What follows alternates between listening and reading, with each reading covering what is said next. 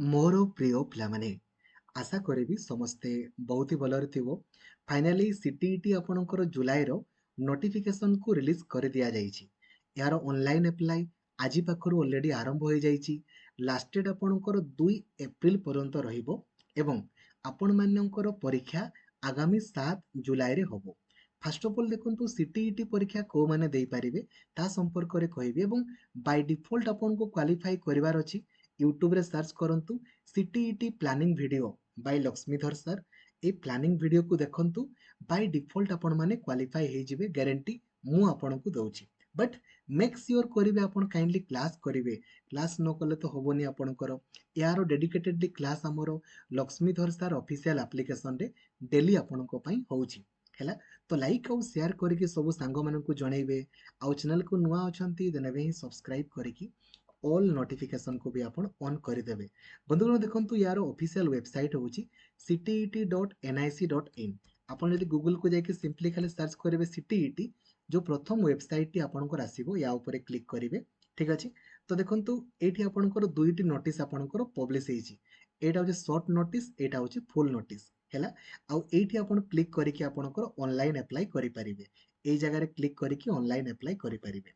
देखंतु first of all कहया पई चाहिबी CTET देला परे आपण माने कोन करि परिबे।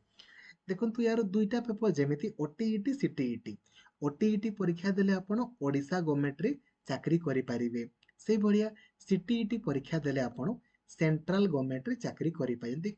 आपणकर केवीएस हे गला, नवोदय हे गला, एकलव्य हे गला, ए सब स्कूल मानकर चाकरी पाइना आपणकर सीटीईटी दरकार, ओटीईटी रे होबनी।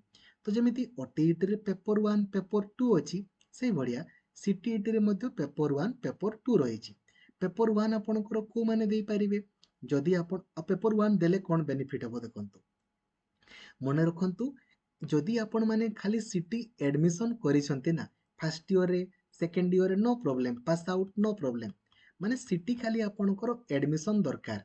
किंबा जदि आपण माने खाली बीएड एडमिशन करिसंती, एडमिशन हैला फर्स्ट ईयर रे सेकंड ईयर रे किंबा बीएड आपण माने पास करिसंती किंबा स्पेशल सीटी आपणकर करूछंती, आपण माने अप्लाई करि पारिबे।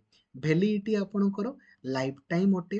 कोनोसी भी आपणकर कंटिन्यू सर्टिफिकेट आपणकु दरकार पड़िबोनी। आपण माने अप्लाई करि पारिबे। खाली एडमिशन करिथिबा दरकार।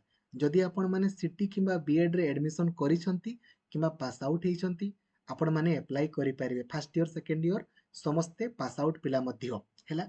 एबे बेनिफिट कोन देखंतु। जदि आपण माने पेपर 1 परीक्षा देबे को माने जो माने सीटी पिला माने देबे, बीएड पिला माने आउ देबेनी काहे कि ना पेपर 1 देले ना आपण माने प्राइमरी टीचर पई एलिजिबल।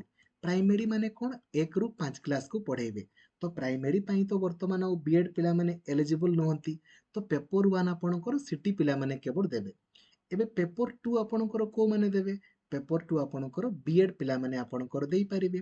बीएड जो माने पढुचंती किंबा जदि प्लस 3 सहित आपण माने सीटी करिसंती हेले भी आपण माने पेपर 2 देई परिबे। आ पेपर 2 देले कोन हबो आपण माने अपर प्राइमरी टीचर आपणकर हेई परिबे। अपर प्राइमरी टीचर माने 6 रु 8 आपणकर पढेई परिबे। ठीक अछि। तो जदि आपण माने खाली प्लस 2 सीटी करिसंती हेले प्राइमरी पकांतु। जदि प्लस 3 सीटी आपण माने करूछंती बा करि सारिसंती देन बोथ अप्लाई करंतु। आउ जो माने बीएड पिला माने पढुछंती किंबा पढि सारिसंती सेने पेपर 2 अप्लाई करंतु हैला। आउ पास मार्क आपणकर देखंतु वैलिडिटी आपणकर लाइफ टाइम थोरे पास कले लाइफ टाइम आपणकर वैलिडिटी हैला। पास मार्क 82 मार्क होची हमरो एसटी मानकर, एससी मानकर आउ ओबीसी मानकर 82 दरकार। 150 मार्क रु परीक्षा हबो, किछि भी नेगेटिव मार्किंग नाही।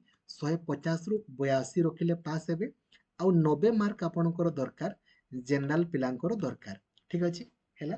पास मार्क कहिदेली, वैलिडिटी मध्ये कहिदेले। एबे एप्लीकेशन फी आपणकर केते पडिबो ताहा मध्ये कहूची देखंतु।